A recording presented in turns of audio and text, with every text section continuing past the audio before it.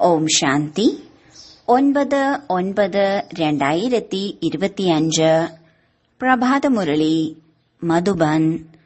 മധുരമായ കുട്ടികളെ, തന്നോട് താൻ തന്നെ കൃപ ചെയ്യണം. പഠിപ്പിൽ കുതിച്ചോടൂ. ഒരു വികർമ്മവും ചെയ്ത് തന്റെ രജിസ്റ്റർ മോശമാക്കരുത്. ചോദ്യം: ഈ ഉയർന്ന പഠിപ്പിൽ പാസ്സാകുന്നതിന് വേണ്ടി മുഖ്യമായ ഏത് പഠിപ്പാണ് ലഭിക്കുന്നത്? അതിന് ഏത് കാര്യത്തിൽ വിശേഷ ശ്രദ്ധ ഉണ്ടായിരിക്കണം? ഉത്തരം: ഈ പഠിപ്പിൽ പാസ്സാകണമെങ്കിൽ കണ്ണുകൾ വളരെ വളരെ പവിത്രമായിരിക്കണം. എന്തുകൊണ്ടെന്നാൽ ഈ കണ്ണുകൾ തന്നെയാണ് ചതിക്കുന്നത്. ഇതാണ് ക്രിമിനൽ ആക്കുന്നത്. ശരീരത്തെ കാണുന്നതിലൂടെ കർമ്മേന്ദ്രിയങ്ങളിൽ ചഞ്ചലത വരുന്നു. അതുകൊണ്ട് കണ്ണുകൾ ഒരിക്കലും ക്രിമിനൽ ആവരുത്. പവിത്രമാകുന്നതിന് വേണ്ടി സഹോദരീ സഹോദരരായി ഇരിക്കൂ. ഓർമ്മയുടെ യാത്രയിൽ പൂർണ്ണ ശ്രദ്ധ നൽകൂ. ഗീതം: ക്ഷമയോടെ ഇരിക്കൂ മനുഷ്യ. ഓം ശാന്തി. ആര് പറഞ്ഞു? പരിധിയില്ലാത്ത ബാബ പരിധിയില്ലാത്ത കുട്ടികളോട് പറഞ്ഞതാണ്. ആരെങ്കിലും രോഗത്തിലാകുമ്പോൾ അവർക്ക് ധൈര്യം കൊടുക്കാറുണ്ട്. ക്ഷമയോടെ ഇരിക്കൂ, നിങ്ങളുടെ എല്ലാ ദുഃഖവും ദൂരീകരിക്കും. അവരെ സന്തോഷത്തിലേക്ക് കൊണ്ടുവരുന്നതിന് വേണ്ടി ധൈര്യം നൽകുകയാണ്. ഇപ്പോൾ അതാണെങ്കിൽ പരിധിയുള്ള കാര്യങ്ങളാണ്. ഇത് പരിധിയില്ലാത്ത കാര്യമാണ്.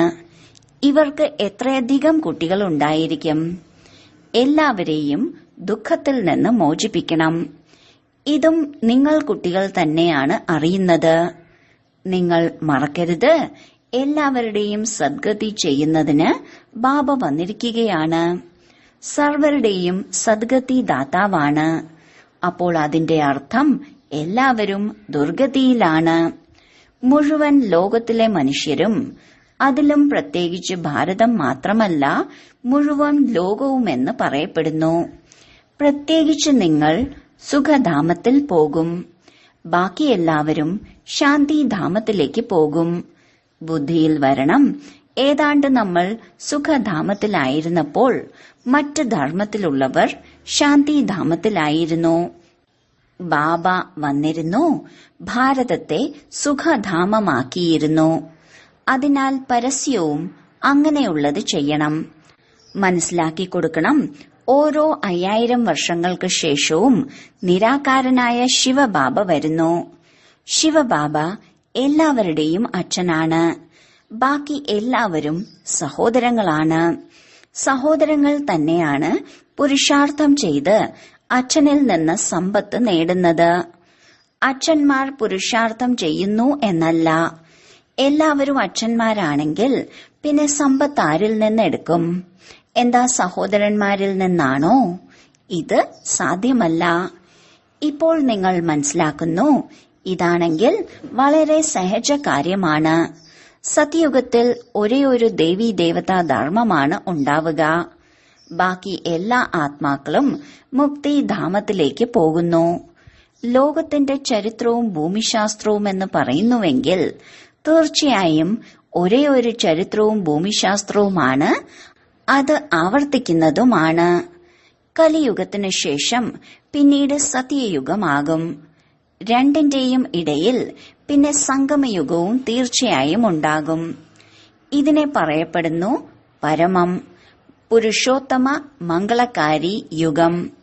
ഇപ്പോൾ നിങ്ങളുടെ ബുദ്ധിയുടെ പൂട്ട് തുറന്നുവെങ്കിൽ മനസ്സിലാക്കൂ, ഇതാണെങ്കിൽ വളരെ സഹജമായ കാര്യമാണ്. പുതിയ ലോകവും പഴയ ലോകവും.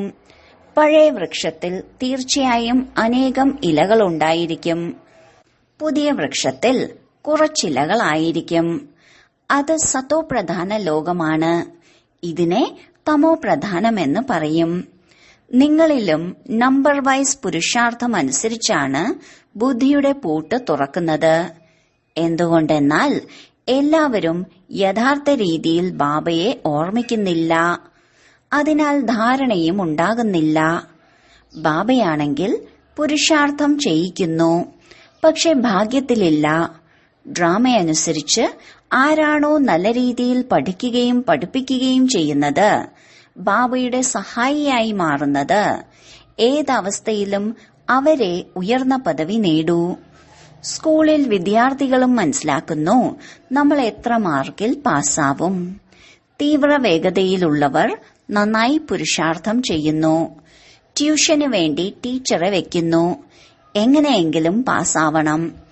ഇവിടെയും നന്നായി കുതിച്ചു ചാടണം. തന്റെ മേൽ കൃപ കാട്ടണം. അഥവാ ബാബയോട് ആരെങ്കിലും ചോദിക്കുകയാണ്, ഇപ്പോൾ ശരീരം ഉപേക്ഷിച്ചാൽ ഈ അവസ്ഥയിൽ എന്ത് പദവി നേടും? അപ്പോൾ ബാബ പെട്ടെന്ന് പറയും. ഇതാണെങ്കിൽ വളരെ സഹജമായി മനസ്സിലാക്കാനുള്ള കാര്യമാണ്. എങ്ങനെയാണോ പരിധിയുള്ള വിദ്യാർത്ഥികൾ മനസ്സിലാക്കുന്നത്, പരിധിയില്ലാത്ത വിദ്യാർത്ഥികൾക്കും മനസ്സിലാക്കാൻ സാധിക്കുന്നു. ബുദ്ധി കൊണ്ട് മനസ്സിലാക്കാൻ സാധിക്കുന്നു. നമ്മളിൽ നിന്ന് ഇടയ്ക്കിടയ്ക്ക് ഈ തെറ്റുണ്ടാകുന്നു, വികർമ്മമുണ്ടാകുന്നു. രജിസ്റ്റർ മോശമാവുകയാണെങ്കിൽ റിസൾട്ടും അങ്ങനെയുള്ളതേ വരൂ. ഓരോരുത്തർക്കും അവരവരുടെ രജിസ്റ്റർ വെക്കണം. ഇങ്ങനെയാണെങ്കിൽ ഡ്രാമ അനുസരിച്ച് എല്ലാം അങ്ങനെ തന്നെ സംഭവിക്കുന്നു. സ്വയവും മനസ്സിലാക്കുന്നു നമ്മുടെ രജിസ്റ്റർ ആണെങ്കിൽ വളരെ മോശമാണ്. മനസ്സിലാക്കാൻ കഴിയുന്നില്ല എങ്കിൽ ബാബ പറഞ്ഞു കൊടുക്കുന്നു. സ്കൂളിൽ രജിസ്റ്റർ മുതലായവയെല്ലാം വെക്കുന്നു. ഇതാണെങ്കിൽ ലോകത്തിൽ ആർക്കും അറിയുകയില്ല. പേര് ഗീതാ പാഠശാല എന്നാണ്. വേദ പാഠശാല എന്ന് ഒരിക്കലും പറയില്ല. വേദം, ഉപനിഷത്ത്, ഗ്രന്ഥം മുതലായ ഏതിന്റെയും പാഠശാല എന്ന് പറയില്ല. പാഠശാലയിൽ ലക്ഷ്യമുണ്ട്. നമ്മൾ ഭാവിയിൽ ഇതാകും. ചിലർ വേദശാസ്ത്രങ്ങൾ വളരെയധികം പഠിച്ചുവെങ്കിൽ അവർക്കും ടൈറ്റിൽ ലഭിക്കുന്നു, സമ്പാദ്യവും ഉണ്ടാകുന്നു. ചിലരാണെങ്കിൽ വളരെയധികം സമ്പാദിക്കുന്നു, പക്ഷെ അതൊരു അവിനാശി സമ്പാദ്യമൊന്നുമല്ല, കൂടെ വരുന്നില്ല. ഈ സത്യമായ സമ്പാദ്യം കൂടെ വരുന്നു, ബാക്കിയെല്ലാം ഇല്ലാതാകുന്നു. നിങ്ങൾ കുട്ടികൾക്കറിയാം, നമ്മൾ വളരെ വളരെ സമ്പാദ്യം ഉണ്ടാക്കിക്കൊണ്ടിരിക്കുന്നു. നമുക്ക് വിശ്വത്തിന്റെ അധികാരിയായി മാറാൻ സാധിക്കുന്നു. സൂര്യവംശി രാജധാനിയാണെങ്കിൽ തീർച്ചയായും കുട്ടികൾ സിംഹാസനത്തിലിരിക്കും. വളരെ ഉയർന്ന പദവിയാണ്. നമുക്ക് സ്വപ്നത്തിൽ പോലും ഉണ്ടായിരുന്നില്ല നമ്മൾ പുരുഷാർത്ഥം ചെയ്ത് രാജ്യപദവി നേടുമെന്ന്. ഇതിനെയാണ് പറയുന്നത് രാജയോഗം. അത് വക്കീൽ യോഗവും ഡോക്ടർ യോഗവുമാണ്. പഠിപ്പിനെയും പഠിപ്പിക്കുന്നവരെയും ഓർമ്മയുണ്ടാകുന്നു. ഇവിടെയും ഇതാണ് സഹജമായ ഓർമ്മ. ഓർമ്മയിൽ തന്നെയാണ് പരിശ്രമം. തന്നെ ദേഹി അഭിമാനിയാണെന്ന് മനസ്സിലാക്കണം. ആത്മാവിൽ തന്നെയാണ് സംസ്കാരം നിറയ്ക്കുന്നത്. അനേകർ വരുന്നു. ചിലർ പറയുന്നു, ഞങ്ങൾ ശിവബാബയുടെ പൂജ ചെയ്തിരുന്നു, പക്ഷെ എന്തിനാണ് പൂജ ചെയ്യുന്നത് ഇതറിഞ്ഞിരുന്നില്ല. ശിവനെ തന്നെയാണ് ബാബയെന്ന് പറയുന്നത്. വേറെ ആരെയും ബാബയെന്ന് പറയില്ല. ഹനുമാൻ, ഗണേശൻ മുതലായവരുടെയും പൂജ ചെയ്യുന്നു. ബ്രഹ്മാവിന് പൂജ ഉണ്ടാവുന്നില്ല. അജ്മീറിൽ കേവലം ക്ഷേത്രമുണ്ട്. അവിടുത്തെ കുറച്ചു ബ്രാഹ്മണർ പൂജ ചെയ്യുമായിരിക്കും. ബാക്കി മഹിമയൊന്നുമില്ല. ശ്രീകൃഷ്ണന്റെ, ലക്ഷ്മി നാരായണന്റെ എല്ലാം എത്ര മഹിമയാണ്. ബ്രഹ്മാവിന് മഹിമയില്ല. കാരണം ബ്രഹ്മാവ് ഈ സമയം കറുപ്പാണ്. പിന്നീട് ബാബ വന്ന് ഇവരെ ദത്തെടുക്കുന്നു. ഇതും വളരെ സഹജമാണ്. അതിനാൽ ബാബ കുട്ടികൾക്ക് വിവിധ പ്രകാരത്തിൽ മനസ്സിലാക്കി കൊടുക്കുന്നു. ബുദ്ധിയിൽ ഇതുണ്ടായിരിക്കണം. ശിവബാബ നമ്മെ കേൾപ്പിച്ചുകൊണ്ടിരിക്കുകയാണ്. ബാബ അച്ഛനുമാണ്, ടീച്ചറും ഗുരുവുമാണ്. ജ്ഞാനത്തിന്റെ സാഗരനായ ശിവ് ബാബ നമ്മെ പഠിപ്പിക്കുകയാണ്. ഇപ്പോൾ നിങ്ങൾ കുട്ടികൾ ത്രികാലദർശിയായി മാറിയിരിക്കുകയാണ്. ജ്ഞാനത്തിന്റെ മൂന്നാം നേത്രം നിങ്ങൾക്ക് ലഭിച്ചിരിക്കുന്നു. ഇതും നിങ്ങൾ മനസ്സിലാക്കി. ആത്മാവ് അവിനാശിയാണ്. ആത്മാക്കളുടെ അച്ഛനും അവിനാശിയാണ്. ഇതും ലോകത്തിൽ ആർക്കും അറിയുകയില്ല. അവരാണെങ്കിൽ എല്ലാവരും വിളിക്കുകയാണ്, ബാബ ഞങ്ങളെ പതീതത്തിൽ നിന്നും പാവനമാക്കൂ. ഇങ്ങനെ പറയുന്നില്ല, വന്ന് ലോകത്തിന്റെ ചരിത്രവും ഭൂമിശാസ്ത്രവും കേൾപ്പിക്കൂ. ഇതാണെങ്കിൽ ബാബ സ്വയം വന്ന് കേൾപ്പിക്കുകയാണ്. പതീതത്തിൽ നിന്നും പാവനം, പിന്നീട് പാവനത്തിൽ നിന്നും പതീതം എങ്ങനെയാകും? ചരിത്രം എങ്ങനെ ആവർത്തിക്കും? അതും പറഞ്ഞു തരുന്നു. 84ന്റെ ചക്രമാണ്. നമ്മൾ എന്തുകൊണ്ട് പതീതമായി മാറി, പിന്നീട് പാവനമായി മാറി എങ്ങോട്ടു പോകാൻ ആഗ്രഹിക്കുന്നു? മനുഷ്യരാണെങ്കിൽ സന്യാസി മുതലായവരടുത്ത് പോയി പറയും, മനസ്സിനെങ്ങനെ ശാന്തിയുണ്ടാകും? ഇങ്ങനെ പറയില്ല, നമ്മൾ സമ്പൂർണ്ണ നിർവികാരി പാവനം എങ്ങനെ ആവും എന്ന്. ഇത് പറയുന്നതിൽ ലജ്ജ വരുന്നു. ഇപ്പോൾ ബാബ മനസ്സിലാക്കി തന്നിട്ടുണ്ട്, നിങ്ങൾ എല്ലാവരും ഭക്തരാണ്, ഞാൻ ഭഗവാനാണ്, വരനാണ്, നിങ്ങൾ വധുക്കളാണ്. നിങ്ങൾ എല്ലാവരും എന്നെ ഓർമ്മിക്കുകയാണ്. വഴി യാത്രക്കാരനായ ഞാൻ വളരെ സുന്ദരനാണ്. മുഴുവൻ ലോകത്തിലെ മനുഷ്യരെയും മനോഹരമാക്കി മാറ്റുന്നു. ലോക അത്ഭുതം സ്വർഗം തന്നെയാണ്. ഇവിടെ 7 അത്ഭുതങ്ങളെ കണക്കിലുള്ളൂ. അവിടെയാണെങ്കിൽ ലോക അത്ഭുതം ഒരു സ്വർഗം മാത്രമാണ്. ബാബയും ഒന്ന്, സ്വർഗവും ഒന്ന്. ഏതിനെയാണോ എല്ലാ മനുഷ്യരും ഓർമ്മിക്കുന്നത്? ഇവിടെയാണെങ്കിൽ അത്ഭുതകരമായി ഒന്നും തന്നെ ഇല്ല. നിങ്ങൾ കുട്ടികളുടെ ഉള്ളിൽ ധൈര്യമുണ്ട്. ഇപ്പോൾ സുഖത്തിന്റെ ദിനം വന്നുകൊണ്ടിരിക്കുകയാണ്. നിങ്ങൾ മനസ്സിലാക്കുന്നു, ഈ പഴയ ലോകത്തിന്റെ വിനാശം എപ്പോൾ ഉണ്ടാകുന്നുവോ അപ്പോൾ സ്വർഗത്തിന്റെ രാജ്യഭാഗ്യം ലഭിക്കുന്നു. ഇപ്പോൾ ഒറ്റയ്ക്ക് രാജ്യം സ്ഥാപിക്കുന്നില്ല, അതെ, പ്രജ ഉണ്ടാകുന്നു. കുട്ടികൾ പരസ്പരം അഭിപ്രായം നടത്തുന്നു. സേവനത്തിൽ എങ്ങനെ അഭിവൃദ്ധി ഉണ്ടാകും? എല്ലാവർക്കും എങ്ങനെ സന്ദേശം നൽകും? ബാബ ആദി സനാതന ദേവീദേവതാ ധർമ്മത്തിന്റെ സ്ഥാപന നടത്തുന്നു. ബാക്കി എല്ലാത്തിന്റെയും വിനാശം ചെയ്യിക്കുന്നു.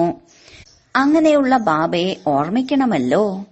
ആ അച്ഛൻ നമ്മെ രാജ്യതിലകത്തിന്റെ അവകാശിയാക്കി മാറ്റി ബാക്കി എല്ലാത്തിന്റെയും വിനാശം ചെയ്യിക്കുന്നു. പ്രകൃതി ദുരന്തവും ഡ്രാമയിൽ അടങ്ങിയിട്ടുള്ളതാണ്.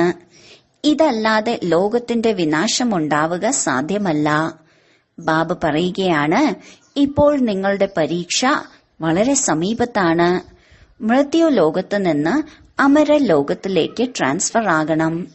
എത്ര നല്ല രീതിയിൽ പഠിപ്പിക്കുന്നോ അത്രയും ഉയർന്ന പദവി ലഭിക്കും.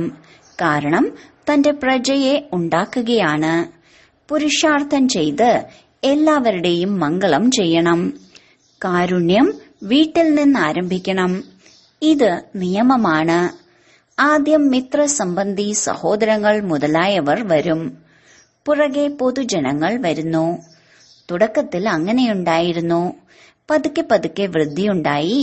പിന്നെ കുട്ടികൾക്ക് താമസിക്കുന്നതിനായി വലിയ കെട്ടിടമുണ്ടാക്കി അതിനെ ഓം നിവാസ് എന്ന് പറഞ്ഞിരുന്നു. കുട്ടികൾ വന്ന് പഠിക്കാൻ തുടങ്ങി. ഇതെല്ലാം ഡ്രാമയിൽ അടങ്ങിയിട്ടുണ്ടായിരുന്നു. അത് വീണ്ടും ആവർത്തിക്കും. ഇതിനെ ആർക്കും മാറ്റാൻ സാധിക്കില്ല. ഈ പഠിപ്പ് വളരെ ഉയർന്നതാണ്. ഓർമ്മയുടെ യാത്ര തന്നെയാണ് പ്രധാനം. മുഖ്യമായി കണ്ണുകൾ തന്നെയാണ് വളരെയധികം ചതിക്കുന്നത്. കണ്ണുകൾ ക്രിമിനലാകുന്നു. അപ്പോൾ ശരീരത്തിലെ കർമ്മേന്ദ്രിയങ്ങൾ ചഞ്ചലമാകുന്നു. ഏതെങ്കിലും നല്ല പെൺകുട്ടിയെ കണ്ടാൽ പിന്നെ അത് മതി, അവരിൽ കുടുങ്ങിപ്പോകുന്നു. ഇങ്ങനെ ലോകത്തിൽ അനേകം കേസുകൾ ഉണ്ടാകുന്നു. ഗുരുവിനും കുദൃഷ്ടി ഉണ്ടാകുന്നുണ്ട്. ഇവിടെ ബാബ പറയുന്നു, ഒട്ടും തന്നെ കുദൃഷ്ടി ഉണ്ടായിരിക്കരുത്. സഹോദരി സഹോദരനായിരിക്കൂ. അപ്പോൾ പവിത്രമായിരിക്കാൻ സാധിക്കും. മനുഷ്യർക്ക് എന്തറിയാം? അവരാണെങ്കിൽ പരിഹസിക്കും. ശാസ്ത്രങ്ങളിൽ ഈ കാര്യങ്ങളൊന്നുമില്ല. ബാബ പറയുന്നു, ഈ ജ്ഞാനം പ്രായേണ ഇല്ലാതാകുന്നു. പിന്നീട് ദ്വാപരയുഗത്തിൽ ഈ ശാസ്ത്രം മുതലായവ ഉണ്ടാക്കുന്നു. ഇപ്പോൾ ബാബ മുഖ്യമായ കാര്യം പറയുകയാണ്. അല്ലാഹുവിനെ ഓർമ്മിക്കൂ, എങ്കിൽ വികർമ്മം വിനാശമാകും. സ്വയം ആത്മാവാണെന്ന് മനസ്സിലാക്കൂ. നിങ്ങൾ 84ന്റെ ചക്രം കറങ്ങി വന്നിരിക്കുകയാണ്. ഇപ്പോൾ വീണ്ടും നിങ്ങളുടെ ആത്മാവ് ദേവതയായി മാറിക്കൊണ്ടിരിക്കുന്നു. ചെറിയൊരു ആത്മാവിൽ 84 ജന്മങ്ങളുടെ അവിനാശി പാർട്ട് അടങ്ങിയിരിക്കുന്നു. അത്ഭുതമാണല്ലോ. പരംപിത പരമാത്മാവിനും പാർട്ട് ലഭിച്ചിരിക്കുന്നു. ഡ്രാമയനുസരിച്ച് ഇത് അനാദി അവിനാശി ഡ്രാമയാണ്. തുടക്കം എപ്പോൾ ഉണ്ടായി, അവസാനം എപ്പോൾ ഉണ്ടാകും, ഇത് പറയാൻ സാധിക്കില്ല. എന്തുകൊണ്ടെന്നാൽ ഇത് അനാദി അവിനാശി നാടകമാണ്. ഈ കാര്യങ്ങൾ ആർക്കും അറിയില്ല. ശരി, വളരെ കാലത്തെ വേർപാടിന് ശേഷം തിരിച്ചു കിട്ടിയ മധുരമധുരമായ കുട്ടികളെ പ്രതി മാതാവും പിതാവുമായ ബാബ്ദാദയുടെ സ്നേഹസ്മരണയും പുലർക്കാല വന്ദനവും. ആത്മീയ അച്ഛന്റെ ആത്മീയ കുട്ടികൾക്ക് നമസ്കാരം. ധാരണയ്ക്കുള്ള മുഖ്യസാരം. 1. ഇപ്പോൾ പരീക്ഷയുടെ സമയം വളരെ സമീപത്താണ്. അതുകൊണ്ട് പുരുഷാർത്ഥം ചെയ്ത് തന്റെയും സർവരുടെയും മംഗളം ചെയ്യണം. പഠിക്കണം, പഠിപ്പിക്കണം. കാരുണ്യം വീട്ടിൽ നിന്ന് ആരംഭിക്കണം. 2. ദേഹി അഭിമാനിയായി മാറി അവിനാശിയായ സത്യമായ സമ്പാദ്യം ശേഖരിക്കണം. തന്റെ രജിസ്റ്റർ വെക്കണം. രജിസ്റ്റർ മോശമാകുന്ന തരത്തിൽ ഒരു വികർമ്മവും ചെയ്യരുത്. വരദാനം: സർവർക്കും ഉന്മേഷ ഉത്സാഹത്തിന്റെ സഹയോഗം കൊടുത്ത് ശക്തിശാലിയാക്കി മാറ്റുന്ന സത്യമായ സേവാധാരിയായി ഭവിക്കട്ടെ. സേവാധാരി എന്നാൽ സർവർക്കും ഉന്മേഷ ഉത്സാഹത്തിന്റെ സഹയോഗം കൊടുത്ത് ശക്തിശാലിയാക്കി മാറ്റുന്നവർ. ഇപ്പോൾ സമയം കുറച്ചേ ഉള്ളൂ. മാത്രമല്ല ആത്മാക്കൾ എത്രയോ വരാനുമുണ്ട്. ഒരുപാട് പേർ വന്നുവെന്ന് പറഞ്ഞ് കേവലം ഇത്രയും എണ്ണത്തിൽ തൃപ്തരാകരുത്. ഇപ്പോഴാണെങ്കിൽ സംഖ്യ വളരെ വർദ്ധിക്കണം. അതിനാൽ താങ്കൾ എന്ത് പാലന എടുത്തോ അതിന്റെ റിട്ടേൺ കൊടുക്കൂ. വരാനിരിക്കുന്ന നിർബല ആത്മാക്കളുടെ സഹയോഗിയായി അവരെ ശക്തരും അചഞ്ചലരും ദൃഢതയുള്ളവരുമാക്കൂ. അപ്പോൾ പറയാം സത്യമായ സേവാധാരി. സ്ലോഗൻ: ആത്മാവിനെ എപ്പോൾ എവിടെ എങ്ങനെ ആഗ്രഹിക്കുന്നുവോ അങ്ങനെ സ്ഥിതി ചെയ്യിക്കൂ. ഇത് തന്നെയാണ് ആത്മീയ ഡ്രിൽ. അവ്യക്ത സൂചന: ഇപ്പോൾ ഉത്സാഹത്തിന്റെ അഗ്നി പ്രജ്വലിപ്പിച്ച് യോഗം ജ്വാലാസ്വരൂപമാക്കി മാറ്റൂ. ശക്തിശാലിയായ മനസ്സിന്റെ അടയാളമാണ് സെക്കൻഡിൽ എവിടെ ആഗ്രഹിക്കുന്നുവോ അവിടെ എത്തിച്ചേരണം. മനസ്സിന് പറക്കാൻ അറിഞ്ഞാൽ, അഭ്യസിച്ചാൽ സെക്കൻഡിനുള്ളിൽ എവിടെ ആഗ്രഹിക്കുന്നുവോ അവിടെ എത്തിച്ചേരാൻ സാധിക്കുന്നു. ഇപ്പോഴിപ്പോൾ സാകാര ലോകത്തിൽ, ഇപ്പോഴിപ്പോൾ പരംധാമത്തിൽ നിമിഷ നേരത്തെ യാത്രയാണ്. ഇപ്പോൾ ഈ അഭ്യാസം വർദ്ധിപ്പിക്കൂ. ഓം ശാന്തി.